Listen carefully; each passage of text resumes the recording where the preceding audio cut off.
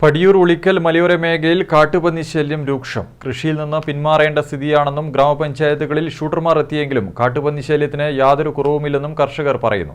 അടിയന്തരമായി ശാശ്വത പരിഹാരം കാണണമെന്നാണ് കർഷകർ ആവശ്യപ്പെടുന്നത്.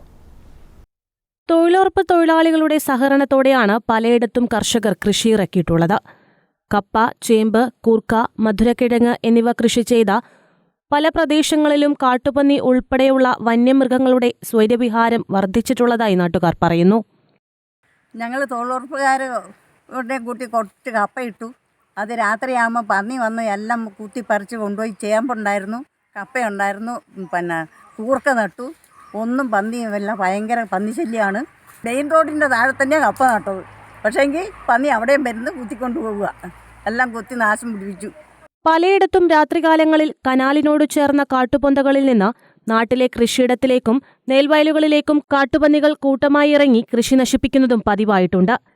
കാട്ടുപന്നി ഉൾപ്പെടെയുള്ള ജീവികളുടെ ആക്രമണം മൂലം നട്ടുനനച്ചുണ്ടാക്കുന്നവ നഷ്ടമാകുന്നതിന്റെ പ്രയാസത്തിലാണ് കർഷകർ. പൊയ്യൂർക്കരി ഭാഗങ്ങളിൽ കൂട്ടത്തോടെ പന്നികളുടെ ശല്യമാണ്. പച്ചക്കറികളും ചേമ്പ്, ചേന, കാച്ചിൽ, കൂർക്ക, കപ്പ മുഴുവൻ സാധനങ്ങളും നശിപ്പിച്ചിട്ടുണ്ട്.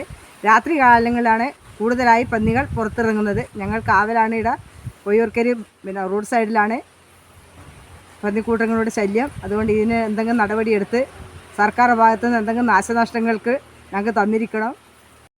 വിഷുക്കാലത്തേക്കുള്ള വെള്ളരി, കുമ്പളം പോലുള്ള നടീലിനങ്ങൾ വളർന്നു തുടങ്ങുമ്പോഴാണ് ഇത്തരം ജീവികളുടെ ആക്രമണമുണ്ടാകുന്നത്. ശല്യം തടയാൻ നടപടിയും നഷ്ടപരിഹാരവുമാണ് ഓരോ പ്രദേശങ്ങളിലെയും കർഷകരുടെ ആവശ്യം. News bureau, Irikkur.